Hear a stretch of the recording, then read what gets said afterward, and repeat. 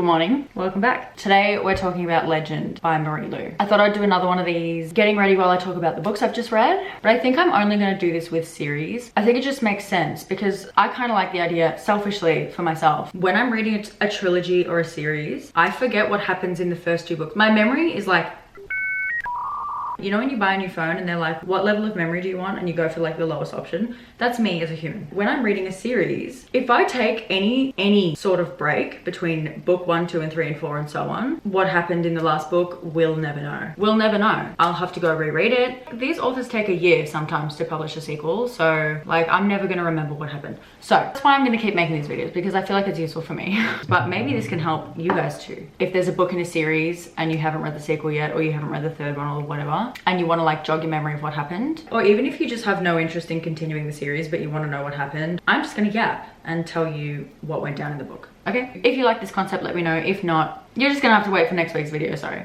Let's discuss Legend. I wasn't sure if I should try to like match what I'm doing to the covers. I don't know if that would be like a cool idea or not, or if that would just completely fuck my look every time.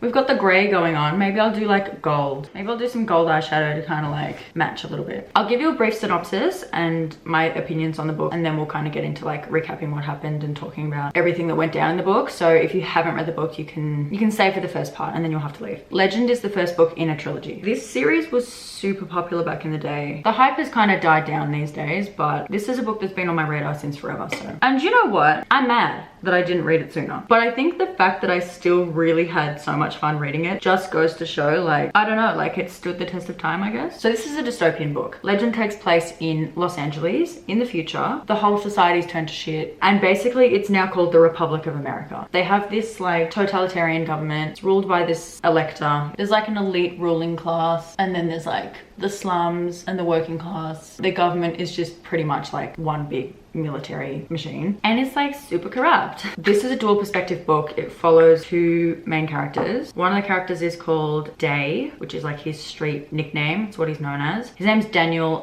Alton Wing, but everyone calls him Day. Like that's what he's known as on the streets. He is like one of the most infamous, most wanted street criminals, constantly like outsmarting the military. He was born in like the slums. He comes from a really poor family, and where the book starts, he's kind of like living on the streets with this girl called Tess that I think literally he's like, I found her in a garbage bin. I'm not sure where he met this chick. The other person that we follow is this girl called June. She's a member of like the really wealthy elite ruling class. Her parents worked really high up in like the government or the military, I think. Her brother works for the military. Basically in this society, every 10-year-old takes this test. It's called the trial, where they go through a bunch of like testing and trials and stuff. They get given a score, and your score basically determines if you score high enough, you get to go to like high school. They basically train you up to work for the government, and if you score really low, you get sent away to a work camp. June lives with her older brother Matthias because both of her parents died years ago. June is the only person ever known to have scored a perfect 1500 on her test. Unheard of. No one's ever done it except for her. So she's like the government and the military's prodigy. 15 years old, but she's in all these accelerated classes. So she's like graduated high school early. She's in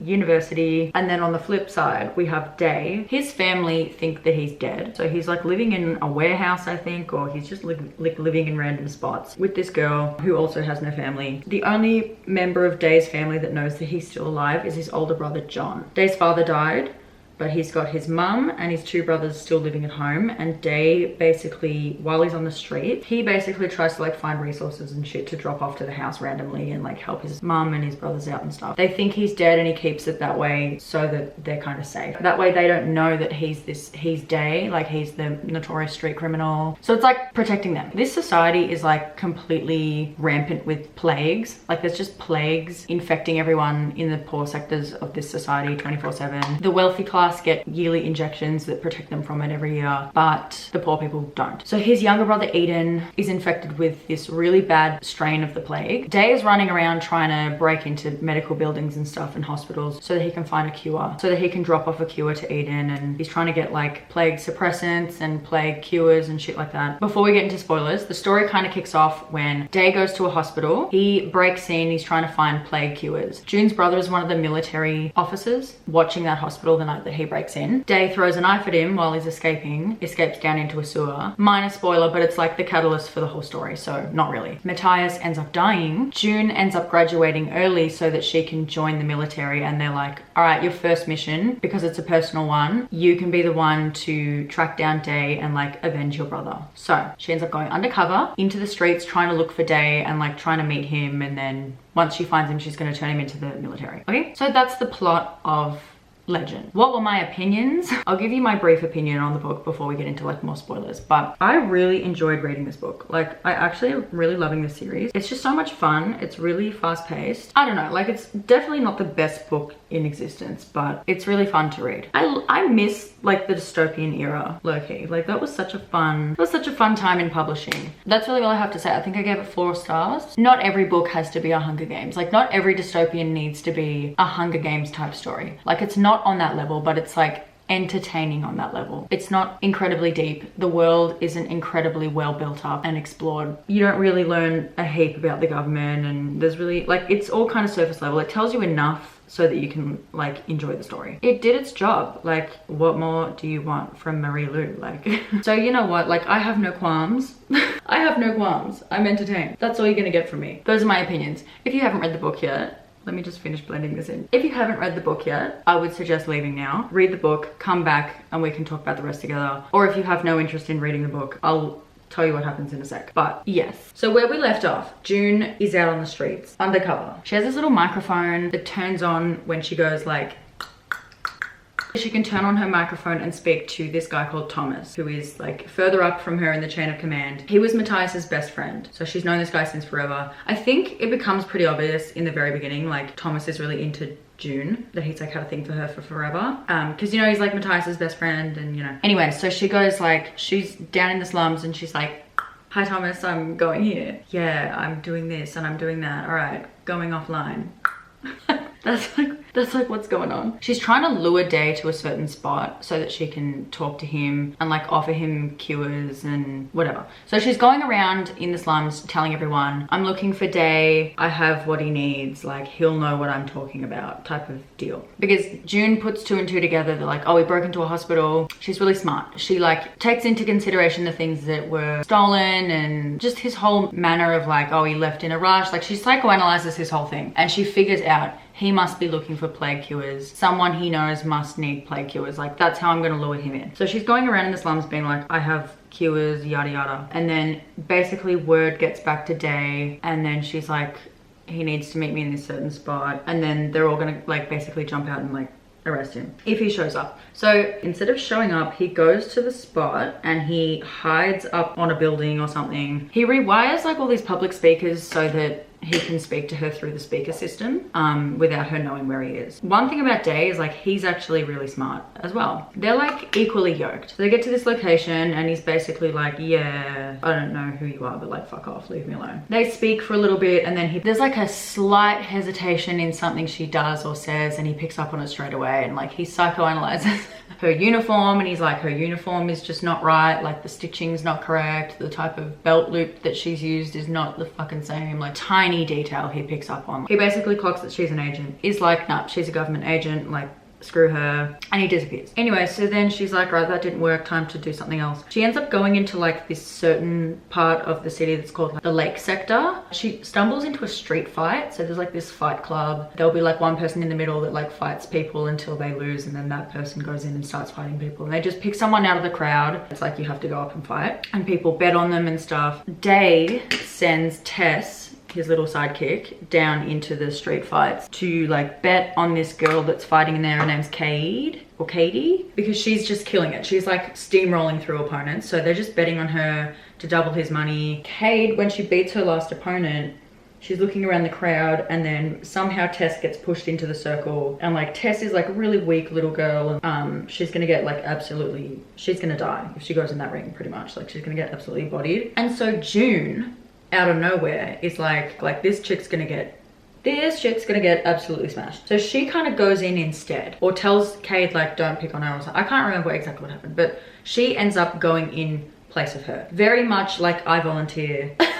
I volunteer as tribute vibes. Which again, I'm not saying it's a rip of the Hunger Games, but like this came out in the Hunger Games era, so I kind of love that that was part of it.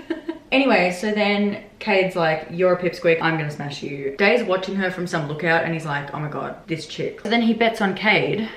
Then he like sees the way that she lines up her stance and he's like, oh my god, I've made a mistake. This girl actually knows her stuff. And then she ends up obliterating Cade. Does she end up winning the fight? She wins like a round or something, or she's winning. I can't remember. And then Cade starts playing dirty and then knives get involved and then June ends up getting stabbed. All hell breaks loose and then Day comes down into the street fight to try and like rescue her. Something comes over him and he's like, I need to try and like help her. So he rescues her. He takes her in to his little like hideout. It's very much like, oh, I've never done this before, but you seem different. Like I've never saved anyone before, but June doesn't find out what his name is. Tess avoids using Day's name for obvious reasons. Day doesn't know who she is and she doesn't know who Day is. It kind of goes like that for a little bit. Anyway, so they're like surviving together, they're thugging it out. And then they kind of start falling for each other. It's so Lady and the Tramp.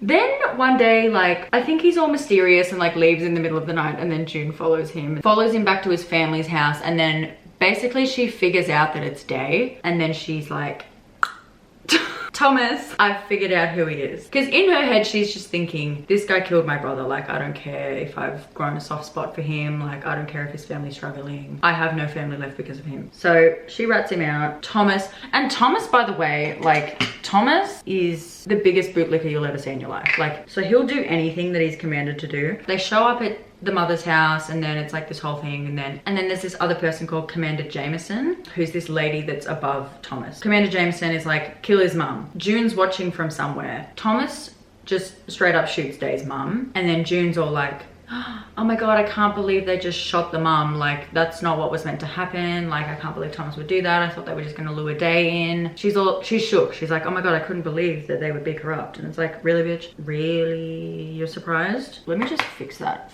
This nose contour is like really cooked. Oh yeah, I forgot to mention, Tessa's whole thing is she's like a healer. Like, she's really good at like healing wounds and stuff. Like, when they take her in, Tess kind of bandages her. That's like her whole thing. So then yeah, they end up capturing Day. He ends up going back to the Republic to live not happily ever after. They're gonna execute him. June is the one that goes in to question him, and Day is insistent that he didn't kill Matthias, and he tells June like, I don't know what you heard, but like, I'm not the one that killed him. I threw a knife at his shoulder, but the autopsy pictures show the knife in like the center of his body, like right through the heart. So it like just didn't line up. So it's like someone. Then she starts kind of like second guessing everything. I've never used cream blush before, so hopefully this doesn't like, there's got to be more to this. Oh, that's really light.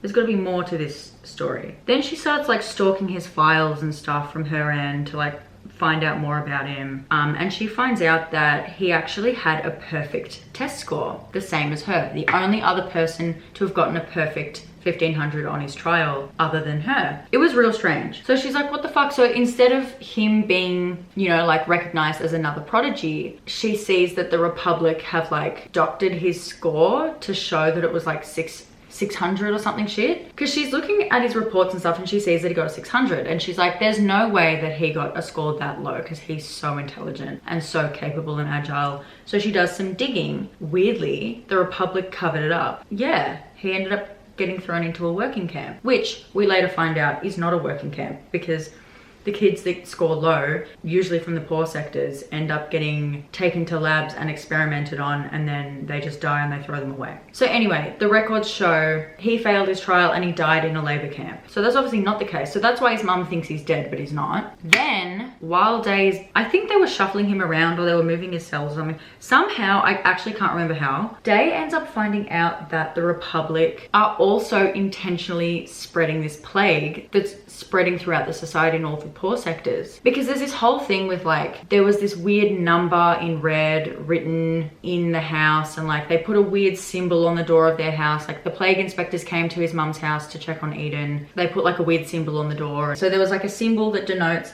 which we later find out, the symbol denotes that it's like the new version of the plague versus the old version. So people that have like the plague in that house, they have a big X put on the door, because Eden has like the special new strain of the plague. They put like an X with a line through it. And then he sees a number written like somewhere in the house, and then basically while he's being moved around, he walks past another room that has the same number on it, like in the same font, and it looks the same. And he's like, wait, that's obviously related to the plague shit. And he kind of puts two and two together, and it's like, oh, they're manufacturing this plague and they're testing it on people and spreading it throughout the poor sectors. And that's how obviously every year the rich people get a cure for it, but somehow they can't cure it in the poor sectors. And you know, Day ends up getting tortured in jail, and he ends up getting sentenced to death by Commander Jameson. Did he spit on her or something, or he said something that triggered the shit out of her, and then she's like, that's it, you're done. Meanwhile, while all of that's going on, she's having like a full-on existential crisis about her life, because she's realizing that the Republic is actually bad.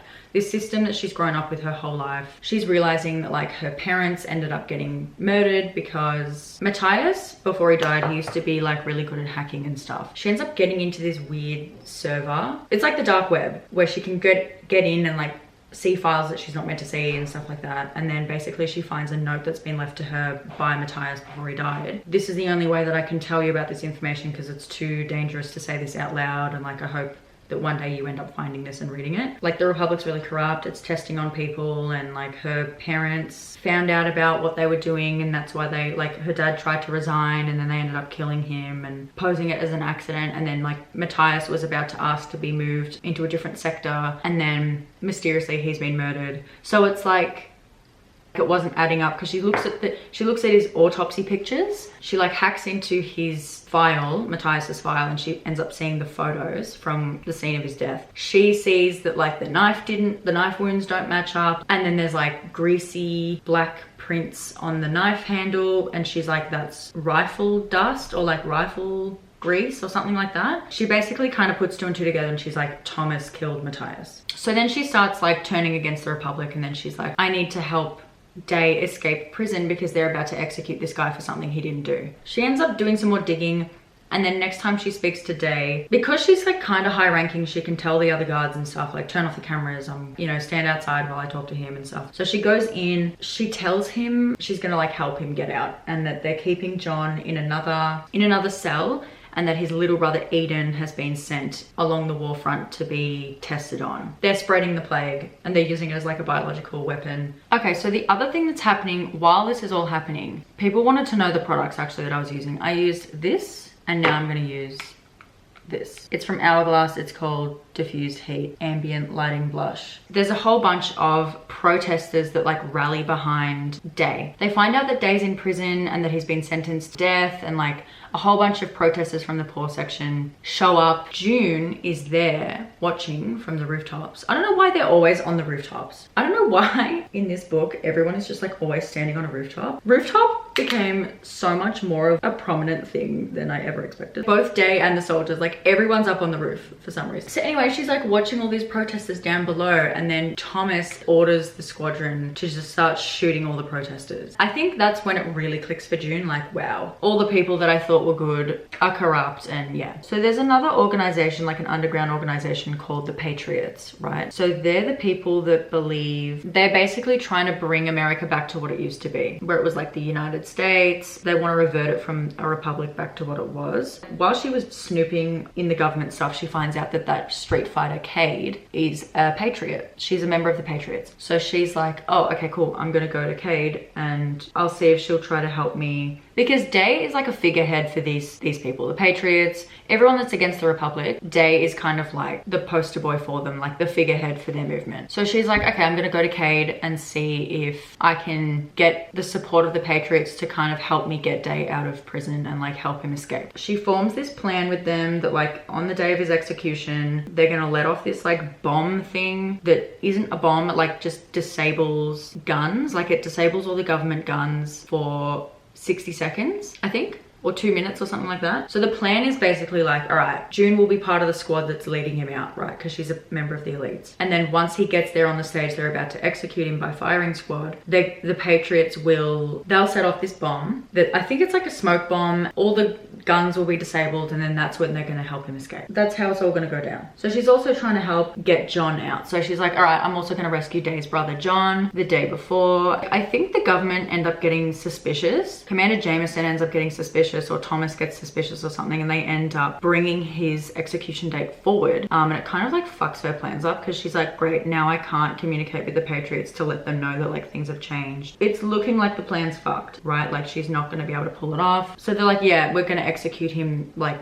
tonight instead of in a day or two's time. So June has to like pretend to be excited about it. She's like, oh yeah, great, like yay, I'm so excited, my brother's killer is gonna be executed, yay, yay, yay, yay, yay, yay. It was like a little bit of a shit show, right? So it's like it all happens. This is where I was kind of like, surely the fuck not with this book, because we ended up getting, we're like here. So June is like, okay, cool, I guess I'm just gonna have to bring my plan forward. I'm gonna have to rescue them both together by myself, like now. I think she successfully gets John out of his cell, but then she ends up getting halted and arrested by Thomas. Like he intervenes, and so it's looking like the plan is well and truly fucked at this point. Like so they're in a cell together, and then she's just like, I really hope the Patriots pull through, like even though the time has changed, like hopefully somehow they like get the message. And let me get my other palette, you know what palette I'm using. So it's looking grim. So she starts digging into Thomas, being like, I know that you're the reason Matthias died, like I know that you're the one that killed him. I'm gonna try to find like a gold. I guess we'll do this